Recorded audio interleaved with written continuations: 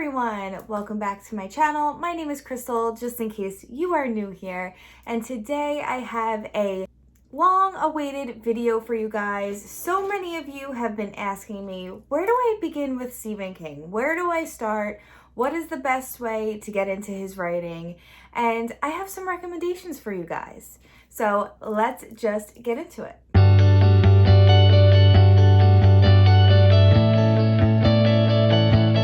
In case you didn't know, myself, my friend Carol, and my friend Sandra, we run a Stephen King book club on Goodreads, and also we have a discussion on Discord as well, where you can kind of go into a more in-depth conversation about the books that we read. But we pick a Stephen King book every month to read and deep dive and discuss with each other, and it's just a fun way to read some of his books, kind of check them off, at least my list, and along with a lot of other people. Plus, anyone who's new to his writing, this is a great way to read along with some of your peers and get to know Stephen King's books a little bit better. We actually have picked all of the books for the end of the year, so I just wanted to tell you guys that before I get into these books.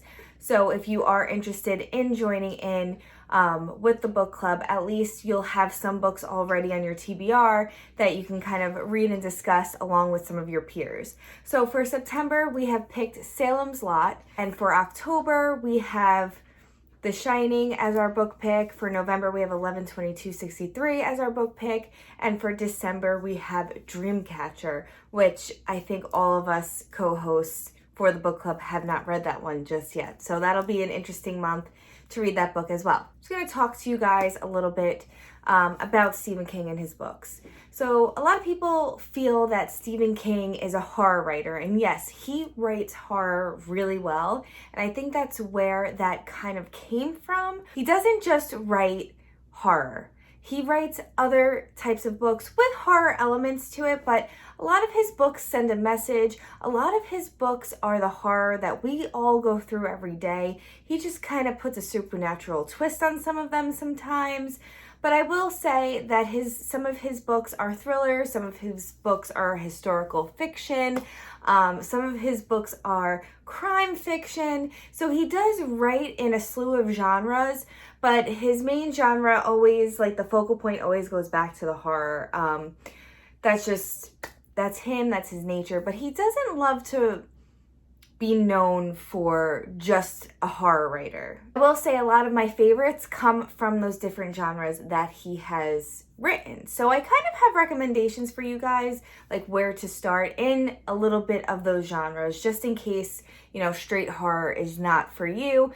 There are other elements to the stories as well, at least the ones that I have to recommend to you guys. First book I'd love to recommend for you guys, just to get a feel for his writing, would be The Girl Who Loved Tom Gordon. I feel like this is a great introduction to his writing, to his thrilling writing. This is a very suspenseful story, and it's on the shorter side. So if you're someone who wants to try out his reading and you don't know where to start, I feel like this is a good start. It's not one of his most talked about books, and a lot of people don't know it exists, and it is a little bit more on the YA side of things. This book is about, I believe, a 9-year-old girl, and she is on a walk with her family, and she kind of just drifts off because her family was fighting, and she just didn't want to hear it, and she started to walk off the beaten path, and basically just gets lost in the woods, and she is now lost in the Appalachian Trail for miles in this book. But what she entails and goes through mentally and physically throughout this journey is unbelievable. And she is the girl who loved Tom Gordon. Tom Gordon is a baseball player for the Red Sox, fictionally, and she loved him. So she would stream or like listen to the radio and listen to Tom Gordon playing baseball, and it would kind of get her through the harsh events that she is enduring. And she would kind of just start seeing Tom Gordon. It's a really interesting story, and it's probably one of my favorites. And I feel like everyone that's read it, it's one of their favorites as well. It's just such a great, great story. So I highly recommend this one. The next recommendation I have for you is Salem's Lot. This is our September pick, in case you didn't know. This is the September pick for the Constantly Reading Book Club, and I love this story so much. This is a classic vampire tale. It is like if Dracula came to the US type of story. It does have some gore. It does have blood. It is a vampire story. So if you're someone who wants to tone down just a little bit on the horror, it is spooky, but Stephen King does an excellent job painting a picture for you in this story. Atmosphere, setting, the perfect fall setting, the perfect creepy house setting. It's just an excellent all-around great book. So if you want to join in with us in reading this, definitely do that. We're already discussing the book in our Discord chat. So this is a great way to start with his writing as well. And it is one of his earlier works, so you will get a feel for that. Some of the language in here is a little bit outdated compared to what we read today. And, you know, Stephen King has fixed a lot of things about himself over the years. And so some of the language in here could be a little harmful to some, but just remember it is an adult book. It is a horror story. So just remind yourself going into that it is not, you know, mushy gushy type of story. But I do recommend this as a start because it is one of the classics. Another great way to start would be Carrie. Carrie is Stephen King's first book that was ever published. And thanks to his wife, Tabitha, we probably wouldn't have Stephen King here with us today giving us all these amazing stories.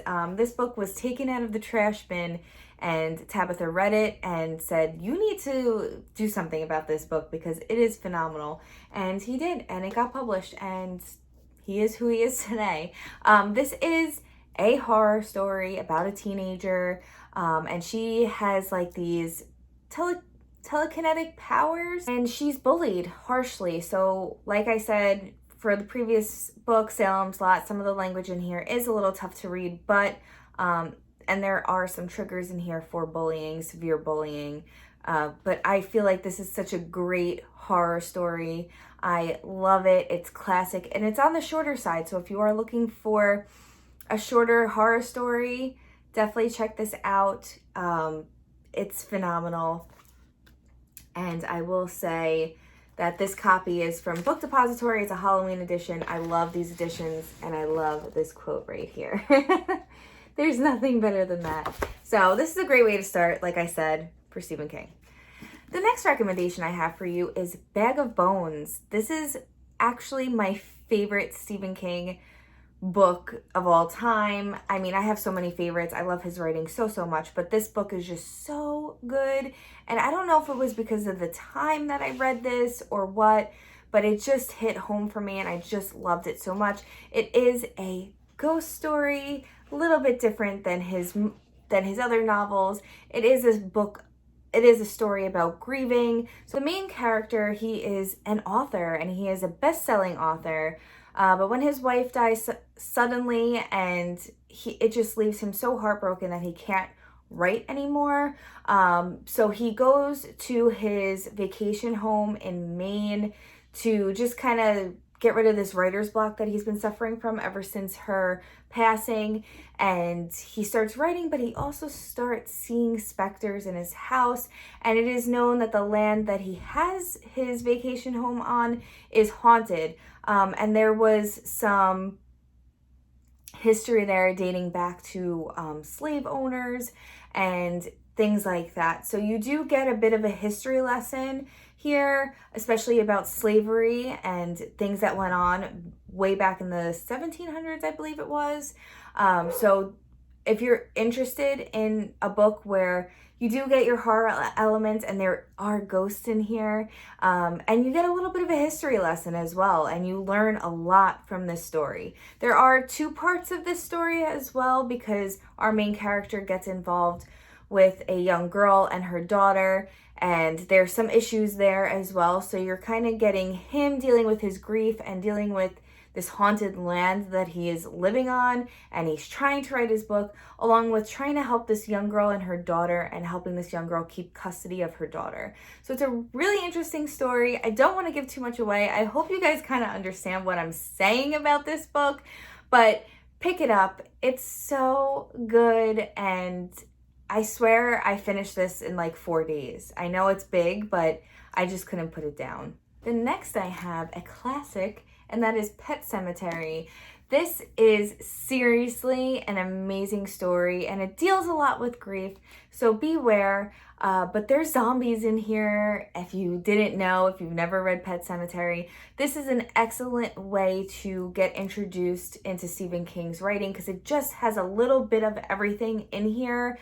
And you just really love the main character in here. He is just so greatly written, and I feel like Stephen King put a lot of himself into the main character. I believe he did that on purpose. I don't know. I think he really put a lot of emotion into Lewis, which is the main character. And it's just so damn good. It's so good. And there are animal death in here, and I have a hard time with animal death. I haven't read Cujo yet because of that, but I just felt like it was a little toned down and it wasn't that harmful in this. But yeah, I highly recommend this. And now that it's going to be the fall, I really recommend this because this is a great book to read around Halloween. And I may pick it up again. And the audiobook is phenomenal.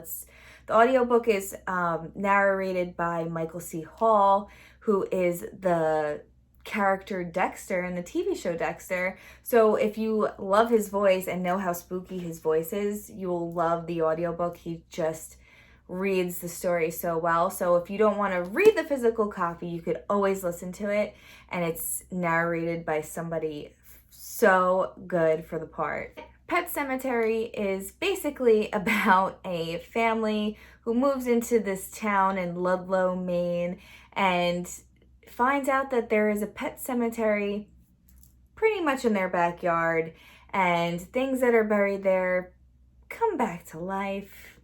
There are 2 movie adaptations, and I believe there's like a sequel adaptation to the first movie. But I highly recommend watching both first movies, the first Pet Sematary and the second one. The ending is different than the book, slightly different than the book. So if you are interested in reading the book, I would read it first before you watch the movie, just so nothing gets really spoiled for you in the book. And obviously the book is way better, and I feel like you'll enjoy the movie so much more if you read the book first. The next recommendation I have for you, say for the person who likes really, really big books and loves history and politics, kind of, I would go with 11/22/63. This is a phenomenal book, and believe it or not, there is a lot of romance in here as well. So you get a little bit of everything in this book, and it's just so perfect, so good. Some people find this story a little boring. Some people have DNF'd it, but trust me on this. If you are someone who likes Stephen King, say you've read one of his other books, I would highly recommend picking this up. It is just so good. It's such a great story. And you start to love the main character. Like, Jake is such an excellent character, and I love him so much. So this is a great book. This is actually a story about Jake, who is a teacher who kind of just falls into a rabbit hole, basically, and he ends up being thrown back in time to prevent the assassination of JFK. But in order to do that, he has to kind of go through a couple of obstacles to get there, but also by doing that, you're changing history, so a lot of things start to change as well. So it's a really interesting story. If you love time travel, if you love science fiction, if you love politics, if you love romance, if you love those horror elements that he'll throw in there, highly recommend this book. It just has a little bit of everything, and this book is so well loved by the masses. I can't even tell you how many people love this book. If you go into like Barnes & Noble and ask a bookseller what they recommend, most of them will say this, or The Stand, or The Pet Sematary, something like that.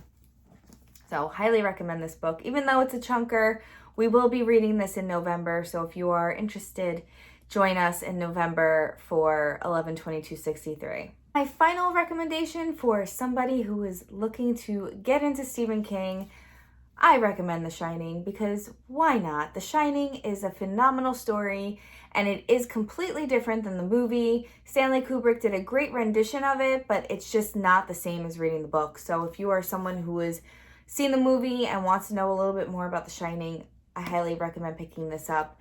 And I really enjoyed Dr. Sleep, the sequel to The Shining. So if you read this and you love it, I recommend reading Dr. Sleep right afterwards. I don't see anything wrong with it. I thought it was a great sequel. Some people don't love it.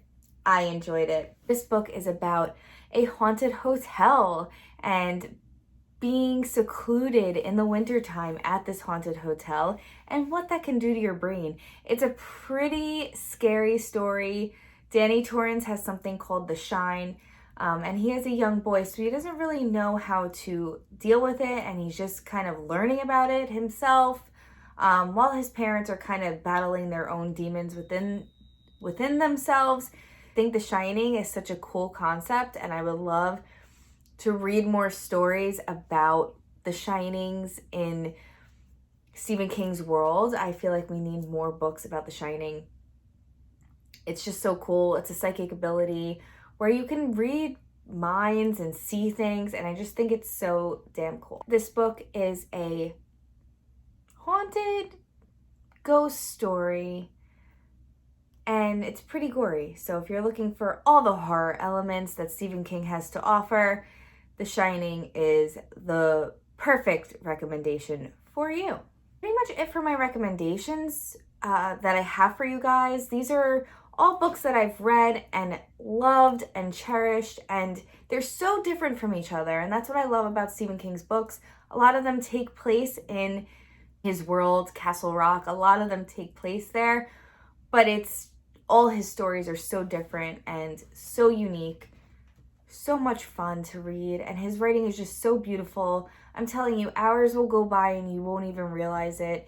I feel like every book that I've picked up from him, I just never get bored. I just want to keep reading, and I hope you feel the same way. So if you are interested in reading any of these books, definitely join us at the Constantly Reading Book Club, which I will leave linked down below if you would like to join. Like I said earlier, September we are reading Salem's Lot. October we are reading The Shining. November we are reading 11/22/63, and in December we are reading Dreamcatcher. So come join us in reading. It's gonna be fun. Let's close out 2020 at least enjoying the books that we're reading. It's been such a iffy kind of year. So that is it. That is all I have for you guys today, and I hope to see you guys in the Discord chat. So if you like this video and you want to see more from me, just like and subscribe down below and join the Discord group and join our Goodreads group, and I'll be talking to you guys soon.